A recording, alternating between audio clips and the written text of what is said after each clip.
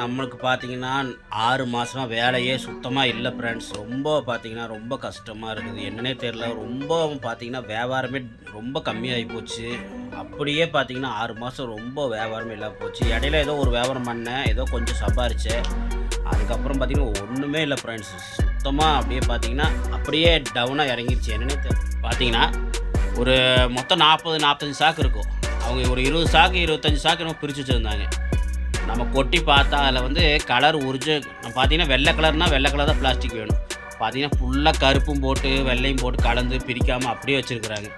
இப்படிலாம் இருந்தால் எப்படி போய் வேலை செய்கிறது? அவளுக்கு வந்து யூனிஃபார்ம் ஒரே யூனிஃபார்மாக ஒரே கலராக இருந்தால் தான் நம்ம கொண்டா ஒரு டீ குடிச்சிட்டு அப்படியே கிளம்பணும். ஏன்னா சாப்பிடவே இல்லை அப்பா, நானும் சாப்பிடலை. அதனால தான் நாங்கள் ஒரு டீ ஒரு போண்டா குடிச்சிட்டு கிளம்பணும். இங்கே பாருங்கள், இதுதான் உடுமலைப்பேட்டை போகிற பஸ்ஸுங்க.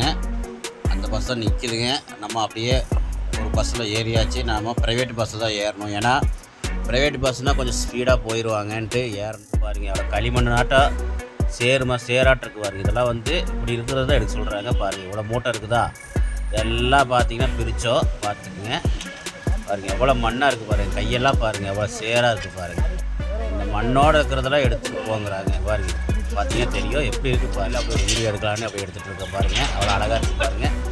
மேக்ஸிமம் வான்கோழி வந்து இவ்வளோ தூரம் பக்கத்தில் எடுத்ததில்லை. இதுதான் ஃபஸ்ட் டைம்.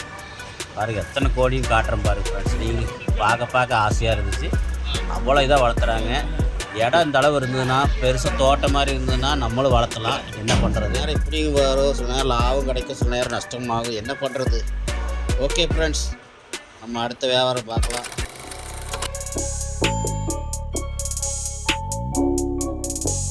வணக்கம் மக்களே, வெல்கம் டு இது உங்கள் எம்கே ஆலினால் யூடியூப் சேனல். மக்களே, கம்ப்ளைண்ட் டைட்டில் பார்த்துருப்பீங்க. ஆமாம் ஃப்ரெண்ட்ஸ், என்னன்னு பார்த்தீங்கன்னா கேட்குறீங்க. நம்மளுக்கு பார்த்தீங்கன்னா 6 மாதமா வேலையே சுத்தமாக இல்லை ஃப்ரெண்ட்ஸ். ரொம்ப பார்த்தீங்கன்னா ரொம்ப கஷ்டமாக இருக்குது. என்னன்னே தெரில. ரொம்ப பார்த்தீங்கன்னா வியாபாரமே ரொம்ப கம்மியாகி போச்சு.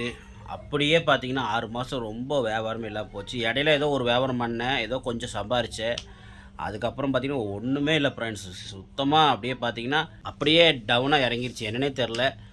ரொம்ப கவலையாக இருக்குது. என்ன பண்ணுறது தெரில.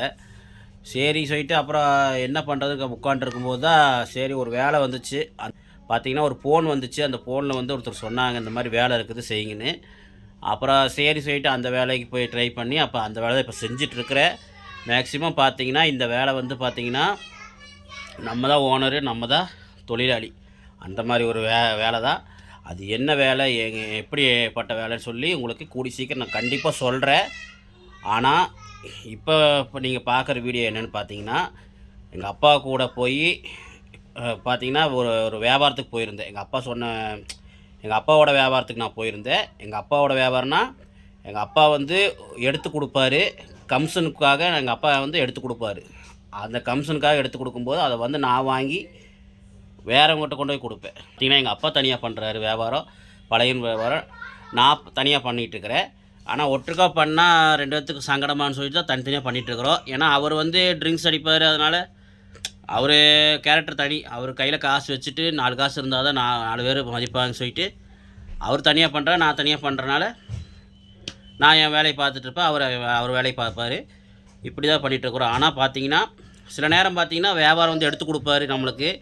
எப்படின்னா கமிஷனுக்காக பார்த்தீங்கன்னா ஒரு 1/2 டன்னு 1 டன்னு இந்த மாதிரி இருந்ததுன்னா 1/2 டன்னு 1 டன்னுனா 1000 கிலோ 500 கிலோ அப்படி எடுத்து கொடுத்தாருன்னா கிலோக்கு 2 ரூபா போட்டிங்கன்னா உங்களுக்கு ஒரு 1/2 டன்னா 1000 ஆச்சு, 1 டன்னா 2000 ஆச்சு. அந்த மாதிரி கமிஷனுக்காக எடுத்து கொடுப்பாரு. அப்படி தான் எங்கள் அப்பா ஒரு வியாபாரத்தை எடுத்து கொடுத்தாரு. அந்த வியாபாரத்துக்கு தான் நாங்கள் போனோம், உடுமலைப்பேட்டைக்கு போனோம். பார்த்தீங்கன்னா கேட்குறீங்க, போய் ரொம்ப கஷ்டம் ஃப்ரெண்ட்ஸ். போய் நம்ப மாட்டீங்க என்ன ஆச்சு ஏதாச்சு. பாருங்கள், இந்த வீடியோ பார்த்தீங்கன்னா தெரியும். நஷ்டத்தில் உட்காந்துருக்க வேண்டியதாக இருக்குது. பார்த்தீங்கன்னா ரொம்ப இந்த வியாபாரம் எடுத்து ரொம்ப நஷ்டம் ஃப்ரெண்ட்ஸ். பார்த்தீங்கன்னா 544 கிலோ வெயிட்டு போட்டு எடுத்துகிட்டு வந்தோம். பிளாஸ்டிக்கு இந்த போர் மோட்டருக்கு வரும், பம்பு பிளாஸ்டிக் சொல்லுவாங்க. அதை எடுத்துகிட்டு வந்தோம். ஆனால் 522 கிலோ தான் வந்துச்சு. அதில் என்ன பண்ணிட்டானுங்க, பிசுறுன்னு கலந்து போட்டு விட்டானுங்க. யார் கொடுத்தாங்கன்னா, யார் அதில் கலந்துட்டாங்கன்னா நம்ம வியாபாரம் எடுத்துகிட்டு வந்தோம்லங்க போய் அவங்க வந்து அந்த மாதிரி கலந்து விட்டுட்டாங்க. அது இல்லாமல் எடையை வந்து 20 கிலோ கம்மியாக எழுதிட்டாங்க. என்ன பண்ணுறது, 44 கிலோ ஷார்ட்டேஜ் ஆயிடுச்சு. ஏன்னா வியாபாரம் நமக்கு கொடுத்தாங்கல்லங்க, அவங்க வந்து அப்படி பண்ணிட்டாங்க.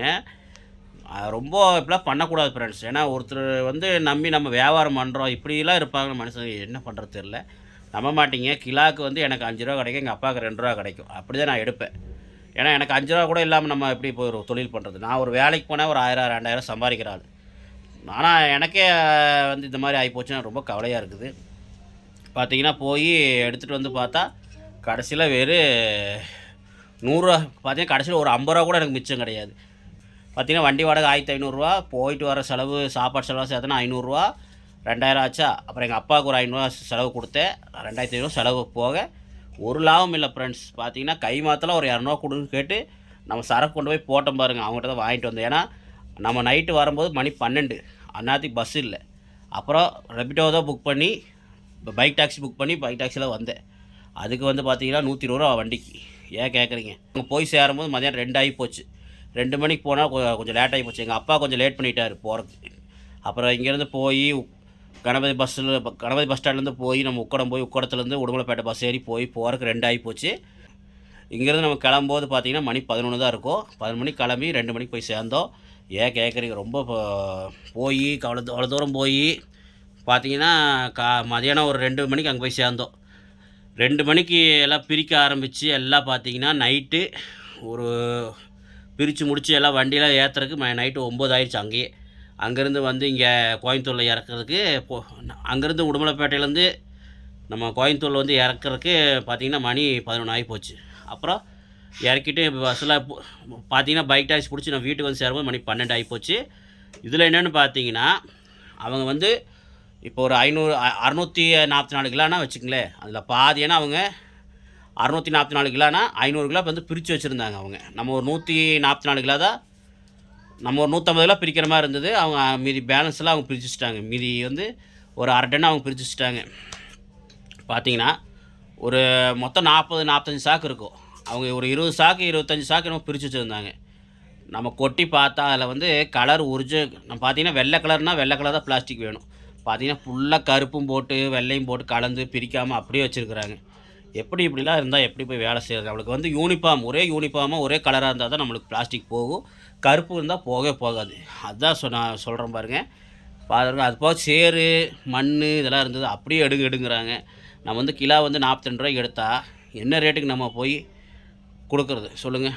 நம்ம வந்து பார்த்திங்கன்னா நம்ம ஒரு கிலோ வந்து இரும்போட நல்ல ரேட்டுக்கு போகாது. இரும்பு 30 ரூபாய்க்கு போகுதுன்னா 32 ரூபா 35 ரூபா 40 ரூபா அந்த மாதிரி போகுதுன்னு வச்சுங்களேன் பிளாஸ்டிக்கு. அந்த ரேட்டுக்கு எடுத்துகிட்டு வந்து மண்ணோடு எடுத்துகிட்டு வர முடியுமா? அதோடு எடுத்து ஆகணும், இல்லைன்னா வேண்டாம் எடுக்க வேண்டாங்கிறாங்க. நம்ம இங்கேருந்து தூரமாக செலவு பண்ணி போய் எல்லாம் பண்ணி கடைசியில் பார்த்திங்கன்னா எடுக்காமல் எப்படி வர முடியும்? கடைசியில் எல்லாம் எடுத்துகிட்டு வந்து நஷ்டமாகி போச்சு. என்ன பண்ணுறது? நீங்கள் வீடியோ பாருங்கள், வீடியோ பார்த்தீங்கன்னா உங்களுக்கு எப்படி என்னங்கிறது புரியும். ஓகே, வாங்க நம்ம வீடியோக்குள்ளே போகலாம். ஃப்ரெண்ட்ஸ், பார்த்தீங்கன்னா நம்ம கணபதி பஸ் ஸ்டாண்டில் தான் இருக்கிறோம். நம்ம கணபதி பஸ் ஸ்டாண்டில் இருந்து நம்ம உக்கடம் போய் உக்கடத்துலேருந்து நம்ம உடுமலைப்பேட்டை பஸ் ஏறணும். பாருங்கள், அப்பா நான் தான் உட்காண்ட்ருக்கோம். பாருங்கள் ஃப்ரெண்ட்ஸ், நம்ம இப்போ உக்கடம் வந்தாச்சு. வாங்க ஃப்ரெண்ட்ஸ், நம்ம அப்படியே உக்கடத்துலேருந்து நம்ம உடுமலைப்பேட்டை பஸ் ஏறிடலாம். ஏறி அப்படியே நம்ம கிளம்பலாம். பார்த்திங்கன்னா பஸ்ஸு வந்து ஏறியாச்சு. ஏறதுக்கு முன்னாடி ஒரு டீயை குடிச்சிட்டு கிளம்பணும். ஆமாம் ஃப்ரெண்ட்ஸ், ஆளுக்கு ஒரு போண்டா ஒரு டீயும் குடிச்சிட்டு அப்படியே கிளம்பணும். ஏன்னா சாப்பிடவே இல்லை அப்பா, நானும் சாப்பிடலை. அதனால தான் நாங்கள் ஒரு டீ ஒரு போண்டா குடிச்சிட்டு கிளம்பணும். இங்கே பாருங்கள், இதுதான் உடுமலைப்பேட்டை போகிற பஸ்ஸுங்க. அந்த பஸ்ஸை நிற்கிதுங்க. நம்ம அப்படியே ஒரு பஸ்ஸில் ஏறியாச்சு. நம்ம ப்ரைவேட் பஸ்ஸில் தான் ஏறணும். ஏன்னா ப்ரைவேட் பஸ்ஸுனால் கொஞ்சம் ஸ்பீடாக போயிடுவாங்கன்ட்டு ஏறினா, அது எங்கே ஸ்பீடாக போகுது ஃப்ரெண்ட்ஸ், மெதுவாக தான் போகுது. சரி சொல்லிட்டு ஏறியாச்சு. அதுக்கப்புறம் பஸ்ஸில் பாட்டு ஓடிட்டு இருந்தனால நான் உங்கள்கிட்ட வாய்ஸ் கொடுத்துட்ருக்குறேன். ஆமாம் ஃப்ரெண்ட்ஸ், பஸ்ஸில் பாட்டு பாடிட்டு இருந்தது. பாருங்கள், பஸ்ஸெல்லாம் ஃபுல்லாக ஆகிருக்குது, அப்போ தான் எடுப்பாங்க. அதனால் பஸ்ஸு கொஞ்ச நேரம் வெயிட் பண்ணிகிட்டு இருக்குது. பாருங்கள் ஃப்ரெண்ட்ஸ், அப்பா நான் தான் உட்காண்ட்ருக்குறோம். நாங்கள் கரெக்டாக ஒரு 2 மணிக்கு அங்கே போய் இறங்கிடுவோம். இப்போ மணி 11, ஒரு 2 மணிக்குள்ளே அங்கே போய் இறங்கிடுவோம். 11 11:30 இருக்கும். நாங்கள் ஒரு 2 மணிக்குள்ளே போய் இறங்கிடுவோம் ஃப்ரெண்ட்ஸ். ஓகே, மேக்ஸிமம் ஒரு 1:30 மணிக்குள்ளே இறங்கிடுவோம். 2 மணி நேரம் தான் இருக்கும் போகிறதுக்கு. பாருங்கள் ஃப்ரெண்ட்ஸ், உட்காண்ட்ருக்குறோமா. அதுக்கப்புறம் பார்த்திங்கன்னா நம்ம பொள்ளாச்சி வந்தாச்சு. பொள்ளாச்சியில் பாருங்கள், இறங்குனதுக்கப்புறம் அப்பா வந்து பாத்ரூம் போயிட்டு வரேன்னாரு. சரி சரி நம்ம வெளியே அப்படின்ட்டு இருந்தோம். அதுக்கப்புறம் வந்ததுக்கப்புறம் நம்ம அப்படியே இங்கேருந்து நம்ம உடுமலைப்பேட்டை பஸ்ஸு ஏறணும். ஏன்னா நம்ம ஏறினது பொள்ளாச்சி வரைக்கும் தான் ஏறியிருந்தோம். ஸ்ட்ரைட்டாக பஸ்ஸு கிடைக்கல. அதுக்கப்புறம் பார்த்திங்கன்னா போய் சேர்ந்ததுக்கப்புறம் பார்த்திங்கன்னா பாருங்கள் இந்த மாதிரி தான் இருக்குது ஃப்ரெண்ட்ஸ். பாருங்கள் எவ்வளோ மண்ணாக இருக்குது பாருங்கள், எவ்வளோ களிமண்ணாட்டம் சேராட்டம் இருக்குது பாருங்கள். இதெல்லாம் வந்து இப்படி இருக்கிறது தான் எடுக்க சொல்கிறாங்க. பாருங்கள் எவ்வளோ மூட்டை இருக்குதா, இதெல்லாம் பார்த்திங்கன்னா பிரித்தோம். பார்த்துக்குங்க பாருங்கள் எவ்வளோ மண்ணாக இருக்குது பாருங்கள். கையெல்லாம் பாருங்கள் எவ்வளோ சேராக இருக்குது பாருங்கள். இந்த மண்ணோடு இருக்கிறதெல்லாம் எடுத்துகிட்டு போங்கிறாங்க. பாருங்கள் பார்த்தீங்கன்னா தெரியும் எப்படி இருக்குது பாருங்கள் ஃப்ரெண்ட்ஸ். பார்த்தீங்கன்னா நீட்டாக இருக்கணும் ஃப்ரெண்ட்ஸ். அப்போ தான் வந்து நம்ம நீட்டாக கொடுத்தா தான் அவங்க வாங்குவாங்கன்னா வாங்க மாட்டாங்க. இப்போ வந்து பார்த்தீங்கன்னா இதை கொண்டு போய் ஆசிட்டில் போட்டு அழுக்கெலாம் எடுத்துருவாங்க. ஆனால் இந்த மண் மாதிரி இருக்குது, இந்த களிமண் மாதிரி இருக்கிற தூக்கி போட்டால் ஆசிட்டே வந்து கலர் மாறிடும்.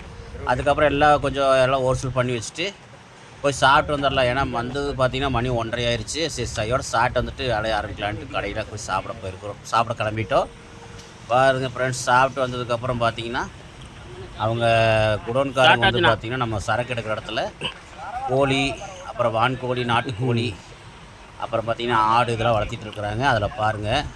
சரி கொஞ்சம் நேரம் வந்து ரெஸ்ட் எடுத்துகிட்டு வெளியே உட்காந்துருந்தோம். அப்படியே இந்த கோழியில் அப்படி ஒரு வீடியோ எடுக்கலான்னு அப்படியே எடுத்துகிட்டு இருக்கேன் பாருங்கள். அவ்வளோ அழகாக இருக்குது பாருங்கள். மேக்ஸிமம் வான்கோழி வந்து இவ்வளோ தூரம் பக்கத்தில் எடுத்ததில்லை, இதுதான் ஃபஸ்ட் டைம். பாருங்கள் எத்தனை கோழியும் காட்டுறேன் பாருங்கள் ஃப்ரெண்ட்ஸ். நீங்கள் பார்க்க ஆசையாக இருந்துச்சு. அவ்வளோ இதாக வளர்த்துறாங்க. இடம் இந்த அளவு இருந்ததுன்னா, பெருசாக தோட்டம் மாதிரி இருந்ததுன்னா நம்மளும் வளர்த்தலாம். என்ன பண்ணுறது ஃப்ரெண்ட்ஸ். பார்த்தீங்கன்னா நீங்களும் இந்த மாதிரி வளர்த்தணுமா, இந்த மாதிரி இடம் வேணும், இந்த மாதிரி வளர்த்துங்க, நல்லது தான். ஏன்னா கோழி ஆடுலாம் வந்து நம்ம எவ்வளோ வளர்த்துறோமோ அது வந்து அவ்வளோ பெனிஃபிட் கொடுக்கும். உங்களுக்கு இடம் இருந்தால் அந்த மாதிரி ஒரு ஐடியா பண்ணி வளர்த்துங்க சொல்லிக்கிறேன். ஓகே பாருங்கள் ஃப்ரெண்ட்ஸ். அடுத்தது பாருங்கள், இதெல்லாம் நாங்கள் வந்து பிரித்து வச்சுருந்தோம். கொஞ்சம் பாருங்கள் காட்டுறேன் பாருங்கள். இந்த மூட்டையெல்லாம் நம்ம பிரித்தோம். இந்த சைடில் இருக்கிற மூட்டையெல்லாம் நான் பிரித்தோம். நான் அம்புக்குறி காட்டுறேன் பாருங்கள். அவங்க பிரித்து வச்ச மூட்டையை பாருங்கள், அந்த பக்கம் வச்சுருப்பாங்க. அதில் அம்புக்குறி காட்டுறேன் பாருங்கள். இந்த மூட்டையெல்லாம் அவங்க பிரித்தது. இதை வந்து கொட்டினதுக்கப்புறம் பார்த்திங்கன்னா அதில் எல்லாமே இருக்குது ஃப்ரெண்ட்ஸ். களிமண்ணாக இருக்கிறது இருக்குது. களிமண்ணாக இருக்கிற அந்த பிளாஸ்டிக் வந்து போகாது பாருங்கள். அதுக்கப்புறம் நீட்டாக இருக்கிற பிளாஸ்டிக் தான் போகும். அவங்க எல்லாத்தையும் போட்டு பிரித்து கலந்து வச்சுருந்தாங்க. கடைசியாக பார்த்தீங்கன்னா நம்ம ஏற்றி முடித்து நைட்டு 9 ஆயிடுச்சு பாருங்கள். அவங்க எடை போட்டதுமே அப்புறம் நம்ம கொண்டு போய் எடை போட்டதும் பாருங்கள் எவ்வளோ வித்தியாசம் வருதுன்னு நீங்களே சொல்லுங்கள் ஃப்ரெண்ட்ஸ்.